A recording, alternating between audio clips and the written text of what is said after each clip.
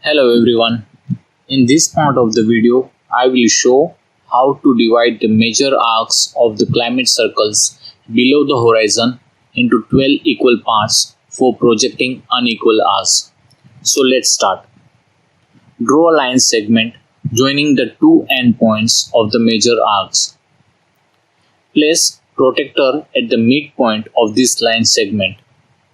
Mark points at every 15 degrees. This will divide the arc into 12 parts.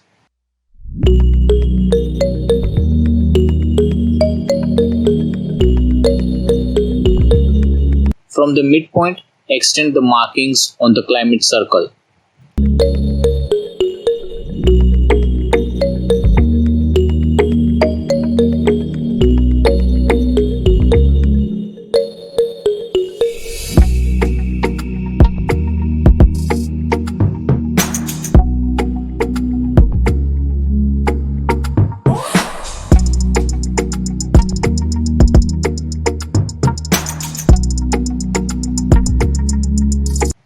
Repeat this process for every climate circle. Divide all the three major arcs of the climate circles below the horizon into 12 equal parts using this method.